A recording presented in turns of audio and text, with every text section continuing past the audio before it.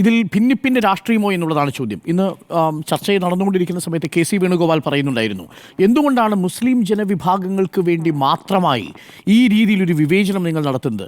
ഹിന്ദു ക്ഷേത്രങ്ങളും ദേവസ്വം ബോർഡുമായി നിങ്ങൾക്കില്ലാത്ത ഒരു വിഭജനം എന്തുകൊണ്ടാണ് ഇവിടെ സാധ്യമാവുന്നത് എന്ന് ചോദിക്കുന്നുണ്ടായിരുന്നു. അപ്പോൾ ഭിന്നിപ്പിൻ്റെ രാഷ്ട്രീയമാണ്. മാത്രമല്ല, ഇതിൽ തന്നെ ബോറ കമ്മ്യൂണിറ്റി ആണെങ്കിലും ശരി, ആഗാഖാനി കമ്മ്യൂണിറ്റി ആണെങ്കിലും ശരി, ഇതിനുള്ളിൽ തന്നെയുള്ള മുസ്ലിം കമ്മ്യൂണിറ്റികളെ, ഷിയ അതേപോലെ സുന്നി വിഭാഗങ്ങളെ, ഇതിനെയെല്ലാം തന്നെ എല്ലാവർക്കും സെപ്പറേറ്റ് ബോർഡുകൾ കൊണ്ടുവരുന്നു എന്നുള്ളതൊരു പ്രധാനപ്പെട്ട ഘടകം. അങ്ങനെ സ്റ്റേറ്റിൻ്റെ നിയന്ത്രണത്തിലേക്ക് ഡിസ്പ്യൂട്ടിലിരിക്കുന്ന വഖഫ് പ്രോപ്പർട്ടികൾ കൊണ്ടുവരാനുള്ള ഒരു നീക്കം എന്ന നിലയിൽ കൂടിയാണ് ഇതിനെ വ്യാഖ്യാനിക്കുന്നത്. ഭിന്നിപ്പിന്റെ രാഷ്ട്രീയമാണെന്നുള്ള കാര്യത്തിൽ ഒരു തർക്കവുമില്ല. പക്ഷേ ഏറ്റവും സങ്കടകരമായ കാര്യം ആ ഭിന്നിപ്പിന്റെ രാഷ്ട്രീയത്തിൽ ഏറെക്കുറെ അവർ വിജയിച്ചിരിക്കുന്നു എന്നുള്ളതാണ്. അത് തുടങ്ങി കുറച്ച് കാലമായി അത് മുനമ്പം വഴിയാണത് ഇവിടെ ഫലപ്രദമായി ഉപയോഗിച്ചുകൊണ്ടിരിക്കുന്നത്. ഇന്നിപ്പോൾ പാർലമെന്റിലും മുനമ്പം എന്ന പേര് എടുത്തെടുത്ത് കിരൺ റിജിജു പറയുന്നുണ്ടായിരുന്നു. KC വേണുഗോപാൽ ഈ പറയുന്ന 2 തരം സമീപനങ്ങൾ അത് വളരെ വിശദമായി തന്നെ അദ്ദേഹം പറയുന്നുണ്ട്. ഒന്ന്, ദേവസ്വവുമായി ബന്ധപ്പെട്ട ദേവസ്വം ബോർഡിൽ ഒരു അഹിന്ദുവിനെ അംഗീകരിക്കുമോ എന്നുള്ള ചോദ്യം ചോദിക്കുന്നു. അപ്പോൾ അതങ്ങനെയല്ലല്ലോ സംഭവിക്കുന്നത്. വൈഷ്ണോ ദേവി ക്ഷേത്ര നിയമപ്രകാരം അത് അദ്ദേഹം ചൂണ്ടിക്കാണിച്ച ഒരു കാര്യമാണ്. ലഫ്റ്റനന്റ് ഗവർണറാണ് ചെയർമാൻ ആയിട്ടുള്ളത്. ഈ ലഫ്റ്റനന്റ് ഗവർണർ ഹിന്ദു അല്ല എങ്കിൽ അദ്ദേഹത്തിന് മറ്റൊരാളെ നാമനിർദ്ദേശം ചെയ്യാം, ഒരു ഹിന്ദുവിനെ നാമനിർദ്ദേശം ചെയ്യാം. അത്ര പോലും ആ കാര്യത്തിൽ ഒരു ശ്രദ്ധ വയ്ക്കുന്നുണ്ട്. പക്ഷേ വഖഫുമായി ബന്ധപ്പെട്ട് അങ്ങനെയല്ല പറയുന്നത്. വഖഫുമായി ബന്ധപ്പെട്ട വഖഫ് സ്വത്തുക്കൾ പിടിച്ചെടുത്ത് അങ്ങ് തടിച്ചു കൊടുത്തിരിക്കുന്ന വഖഫ് അത് സമുദായത്തിന് തന്നെ ഉപയോഗപ്പെടുത്തുന്നില്ല എന്നാണ് പറയുന്നത്. അതായത് സമുദായത്തിലെ ദരിദ്രർക്ക് വേണ്ടി, മുസ്ലിം ദരിദ്രർക്ക് വേണ്ടിയാണ് ഇങ്ങനെ ഒരു നിയമ ഭേദഗതി എന്ന വാദമാണ് സർക്കാർ ആവർത്തിച്ചുന്നയിക്കുന്നത്. നമുക്കറിയാം, ഈ മുത്തലാഖ് കൊണ്ടുവന്ന സമയത്തും മുസ്ലിം സ്ത്രീകളിലായ കുറച്ചുപേരുടെ പിന്തുണ നേടിയെടുത്തുകൊണ്ട് മുത്തലാഖുമായി ബന്ധപ്പെട്ട ഒരു സമീപനം എടുത്തിരുന്നത് മുസ്ലിം സ്ത്രീകൾക്ക് വേണ്ടിയിട്ടാണ്, മുസ്ലിം സ്ത്രീകൾക്ക് നീതി നേടിക്കൊടുക്കാൻ വേണ്ടിയുള്ള സമീപനം. അതുകൊണ്ട് തന്നെ അതൊരു തരത്തിലൊരു പിന്തുണ നേടിയെടുത്തിരുന്നു. ആ രൂപത്തിലാണ് ഇതിനെ അവതരിപ്പിക്കാൻ നോക്കുന്നത്. ഇതിൽ എത്രത്തോളം ഇവരുടെ സ്വത്തുക്കൾ സമ്പാദിച്ചിട്ടുണ്ട്, എത്രത്തോളം സ്വത്ത് ഈ തരത്തിൽ പാർലമെൻറ്റിൻ്റെ ഭൂമിയടക്കം, പാർലമെൻറ്റ് നിൽക്കുന്ന ഭൂമിയടക്കം അതിൻ്റെ അവകാശവാദം അടക്കം ഈ വഖഫ് ഉന്നയിക്കും എന്നാണ് പറഞ്ഞു പോയത്. അത് പറഞ്ഞു പോയി പിന്നീട് അത് വ്യാഖ്യാനിച്ച് വരുമ്പോൾ അതിന്മേൽ കോടതിയിൽ വ്യവഹാരം അടക്കം നടക്കുന്നു എന്ന രൂപത്തിൽ അതിനെ വ്യാഖ്യാനിക്കുകയാണ്. 123 സ്വത്തുക്കൾ പ്രധാനപ്പെട്ട ഡൽഹിയിൽ 123 സ്വത്തുക്കൾ ഈ തരത്തിൽ വഖഫ് കൈവശം വച്ചിരിക്കുന്നു എന്നുള്ളൊരു വാദമാണ് ഇപ്പോൾ കിരൺ റിജിജു പറഞ്ഞിരിക്കുന്നത്. ഈ സച്ചാർ കമ്മിറ്റി റിപ്പോർട്ടിലെ ചില കാര്യങ്ങളൊക്കെ പറയുമ്പോൾ, സച്ചാർ കമ്മിറ്റി റിപ്പോർട്ടിൽ വഖഫ് ഭൂമി കയ്യേറ്റം ചെയ്യപ്പെട്ടതിനെ കുറിച്ചും കൃത്യമായി പറയുന്നുണ്ട്. പാർലമെന്റിൽ മുന്നിൽ വെച്ചിട്ടുള്ള കണക്കിൽ 994 വഖഫ് സ്വത്തുക്കൾ അന്യാധീനപ്പെട്ടിട്ടുണ്ട്. കഴിഞ്ഞ നവംബറിൽ പാർലമെന്റിലെ കണക്ക് 58,929 സ്വത്തുക്കൾ നഷ്ടപ്പെട്ടു എന്നുള്ളതാണ്. ഇനി മുനമ്പവുമായി ബന്ധപ്പെട്ട് ഇതിനെ കൊണ്ടുവരാനുള്ള ഒരു ശ്രമം, അത് കൃത്യമായും അത് അവർക്ക് അനുകൂലമായ ഒരു സമീപനത്തിലേക്ക് എത്തിക്കുന്നത് BJP ഇവിടെ പടിപടിയായി ചെയ്തിട്ടുള്ളതാണ്.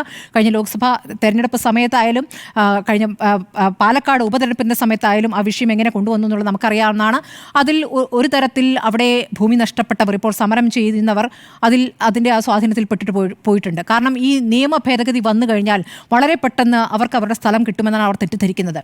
ഇതിപ്പോൾ കളക്ടർക്കാണല്ലോ അധികാരം കൊടുക്കുന്നത്. കളക്ടർക്ക് അധികാരം കൊടുത്തു കഴിഞ്ഞാൽ കളക്ടർ സ്വാഭാവികമായി പറയുന്ന പോലെ എന്താണോ കേന്ദ്ര സർക്കാർ നിലപാടെടുക്കുന്ന ആ നിലപാടിനൊപ്പം നിൽക്കും. ഇനി അങ്ങനെയാണെങ്കിൽ തന്നെ പിന്നീടും നിയമപരമായി അത് കോടതിയിലേക്ക് പോകും. ഇപ്പോൾ ഈ പറയുന്ന ഉറപ്പായിട്ടും അതും പിന്നെയും നിയമത്തിന്റെ നൂലാമാലകൾ തന്നെയാണ് അവർക്ക് മുന്നിലുള്ളത്. ഇപ്പോഴും അത് കോടതിയിലാണ്. വഖഫ് ട്രൈബ്യൂണൽ എന്നുള്ളത് ഒരു മത കോടതിയാണ് എന്ന മട്ടിൽ വ്യാഖ്യാനിച്ച് അതിനൊരു പ്രചാരം കൊടുത്തിരിക്കുകയാണ്. വഖഫ് ട്രൈബ്യൂണൽ ഇവിടെ നിയമപരമായി പാർലമെന്റ് പാസാക്കിയ നിയമപ്രകാരം ഉണ്ടാക്കിയിരുന്ന സംവിധാനമാണ്. വഖഫ് ട്രൈബ്യൂണൽ വേണമോ അതോ മറിച്ചൊരു സംവിധാനമാണോ വേണ്ടത് എന്ന് ആലോചിച്ച് തീരുമാനിക്കാം. പക്ഷെ അതിന് പകരം കളക്ടർ എന്ന് വരുമ്പോൾ അത് ആരുടെ തീരുമാനം നടപ്പാക്കാനാണ് എന്നുള്ളതാണ് നമ്മുടെ മുന്നിലുള്ള കാര്യം. ഹിന്ദുക്കൾക്ക് വരാം, സ്ത്രീകൾക്ക് വരാം എന്നൊക്കെ പറയുമ്പോൾ പുരോഗമനപരം എന്ന രൂപത്തിലാണ് അതിനെ വ്യാഖ്യാനിക്കുന്നത്. ഒട്ടും പുരോഗമനപരമല്ല. ആ പുരോഗമനപരമെങ്കിൽ മറ്റു മതങ്ങളുടെ കാര്യത്തിലും അത് കൊണ്ടുവരേണ്ടതുണ്ട്. ഇതിൽ ഈ മുനമ്പം വിഷയം കൃത്യമായി ഉന്നയിച്ചുകൊണ്ട് മുനമ്പത്തിൻ്റെ കാര്യത്തിൽ ഇവിടെ വഖഫ് ബോർഡ് ഞങ്ങളുടെ ഭൂമി ഞങ്ങൾ വിട്ടുകൊടുക്കില്ല എന്ന രൂപത്തിൽ ഇവിടെ അവകാശവാദം ഉന്നയിച്ചിട്ടില്ല. ഇവിടെ വഖഫ് സംരക്ഷണ സമിതി എന്ന സംവിധാനമാണ് ഈ രൂപത്തിലേക്ക് ഇവിടേക്ക് വന്നിട്ടുള്ള, അറിയാം അല്ലേ? കോടതിയുടെ മുന്നിൽ നിൽക്കുമ്പോൾ ഇനിയിപ്പോൾ അതിൽ പ്രായോഗികമായി അവരെ സംബന്ധിച്ച് ഏറ്റവും പ്രധാനപ്പെട്ട കാര്യം, ഭൂമി നഷ്ടപ്പെട്ടവരാണ്, പാവങ്ങളാണ്, പാവപ്പെട്ട മത്സ്യത്തൊഴിലാളികളാണ്. അതൊക്കെ തന്നെ നമ്മൾ കരുതേണ്ട കാര്യമാണ്. അത് ചെയ്യേണ്ടത് സംസ്ഥാന സർക്കാർ അവർക്ക് അനുകൂലമായ രീതിയിൽ ട്രൈബ്യൂണലിൽ വാദിച്ച് അവർക്ക് നീതി നടപ്പാക്കി കൊടുക്കുക എന്നുള്ളതാണ് യഥാർത്ഥത്തിൽ ചെയ്യേണ്ടത്. ആ വിഷയത്തിനെ വേറെ രൂപത്തിൽ അവതരിപ്പിച്ചുകൊണ്ട് ഈ നിയമത്തെ പിന്തുണയ്ക്കണം, ഈ ബില്ലിനെ പിന്തുണയ്ക്കണമെന്ന് ഇവിടെ സഭാ നേതൃത്വം പറയുമ്പോൾ ആ സഭാ നേതൃത്വം വിചാരിക്കുന്നത് ഈ ന്യൂനപക്ഷ വേട്ടയിൽ ഞങ്ങൾ ഒഴിവാക്കപ്പെടും, മുസ്ലിങ്ങൾക്ക് പിന്നാലെ പോയാൽ അവർക്ക് RSSനും BJPക്കും പിന്തുണ കൊടുത്താൽ ഈ ന്യൂനപക്ഷ വേട്ടയിൽ ഞങ്ങൾ തൽക്കാലം ഒഴിവാക്കപ്പെടുമെന്നുള്ള മിഥ്യാധാരണയാണ് യഥാർത്ഥത്തിൽ ഇവിടുത്തെ സഭാ നേതൃത്വങ്ങൾക്കുള്ളത്. അതുകൊണ്ടാണ് ഇതിൽ ഒരു അഭിപ്രായം പറയലല്ല കേട്ടോ സഭാ നേതൃത്വം ചെയ്തിരിക്കുന്നത്. നിങ്ങൾ പിന്തുണച്ചില്ലെങ്കിൽ അതിന്റെ ഭവിഷ്യത്ത് ഗുരുതരമായിരിക്കുമെന്നാണ് KCBC പറഞ്ഞിരിക്കുന്നത്. മുന്നറിയിപ്പിന്റെ സ്വഭാവമാണ്. IB ഈഡന്റെ ഓഫീസിന്റെ പുറത്ത് ഈ മുനമ്പം സമരസമിതിയുടെ പേരിൽ പോസ്റ്റർ ഒട്ടിക്കുകയാണ്. ഇതിലൊക്കെ വേറൊരു ഉദ്ദേശത്തോടു കൂടി തന്നെ, അതൊരു സമ്മർദ്ദ തന്ത്രമായി ഞങ്ങൾക്കൊപ്പം നിന്നില്ലെങ്കിൽ ഞങ്ങളതാ വോട്ട് അവിടേക്ക് കൊടുക്കാൻ പോകുന്നു എന്ന് പറയുന്നു. കൊടുക്കട്ടെ. ആദ്യം മുസ്ലിങ്ങൾ, പിന്നെ ക്രിസ്ത്യാനികൾ, പിന്നെ കമ്മ്യൂണിസ്റ്റുകൾ എന്നാണ് വിചാരധാരയിൽ ഗോൾവാക്കർ പറഞ്ഞിരിക്കുന്നത്. അപ്പോൾ ഊഴം എത്താനിരിക്കുന്നേ ഉള്ളൂ. അതിനു മുമ്പ് കിട്ടിയിട്ടുണ്ട്. സഭയിലെ കന്യാസ്ത്രീകൾ പീഡിപ്പിക്കപ്പെട്ടത്, പള്ളികൾ തകർത്തത്, പള്ളികളുടെ കണക്ക് ഇതൊക്കെ നമ്മുടെ മുന്നിലുണ്ട് അല്ലേ? മണിപ്പൂരിൽ നടന്നുകൊണ്ടിരിക്കുന്നത് നമ്മുടെ മുന്നിൽ കണക്കുണ്ട്. ഗ്രഹാം സ്റ്റെയിൻസിന്റെ കാര്യം ഉണ്ണിബാലകൃഷ്ണൻ പറഞ്ഞു. അവിടെ നിന്ന് അങ്ങോട്ട് തുടങ്ങുകയാണ്. ഈ കണക്കുകളും ഈ ഓർമ്മകളും സഭാ നേതൃത്വത്തിന് ഉണ്ടാകുന്നത് നല്ലതാണ്. ഈ ഭിന്നിപ്പിന്റെ രാഷ്ട്രീയം ഇത് നോക്കൂ. ഇന്നിപ്പോൾ സമസ്തയുടെ മുഖപത്രം സുപ്രഭാതം എഴുതിയിരിക്കുന്ന ലേഖനത്തിൽ പോലും അവരുടേതും ഒരു വൈരാഗ്യ ബുദ്ധിയിൽ വരുന്ന, അല്ലെങ്കിൽ പ്രതികരണത്തിന് വല്ലാത്തൊരു തരം ഷാർപ്നെസ് വരുന്നുണ്ട്. ആശങ്കപ്പെടുത്തേണ്ട കാര്യമാണ്. അവർ പറയുന്നത് ഇപ്പോൾ ഞങ്ങൾക്ക് നേരെയാണെങ്കിൽ നാളെ നിങ്ങൾക്ക് നേരെയും എന്ന് പറഞ്ഞുകൊണ്ട് ഇവിടെ ക്രിസ്ത്യാനികൾ ഇവിടെ സ്വാതന്ത്ര്യ സമരകാലത്ത് എവിടെയാണ് നിന്നത്, ഞങ്ങൾ എവിടെയായിരുന്നു നിന്നത് എന്നടക്കമുള്ള ചർച്ചകളിലേക്ക് കൊണ്ടുപോവുകയാണ്. അവരെ സംബന്ധിച്ച് വൈകാരികമായി ഇത് അപ്പുറത്തും ഇപ്പുറത്തും വൈകാരികമായി കഴിഞ്ഞാൽ അപ്പുറത്ത് നിന്ന് കൈകൊട്ടാൻ ഒരു കൂട്ടരുണ്ട്. ആ കൈകൊട്ടുന്ന കൂട്ടരെ ഇവിടുത്തെ സഭാ നേതൃത്വം കണ്ടില്ല അപകടകരമായ കാര്യത്തിലേക്കാണ് ഇത് പോകുന്നത്. ഇന്നത്തെ ആ ലേഖനത്തിൽ മുഴുവൻ ആ രൂപത്തിലാണ് അവർ കൃത്യമായി പറഞ്ഞുകൊണ്ടിരിക്കുന്നത്.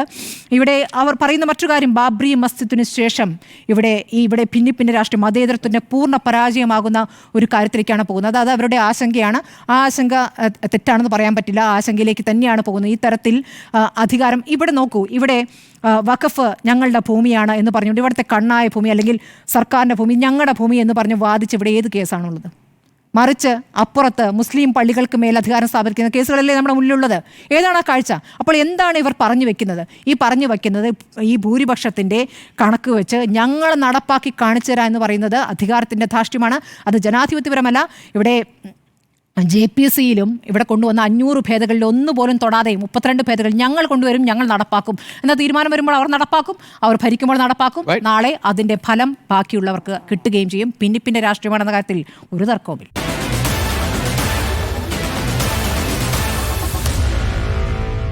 Meet the editors.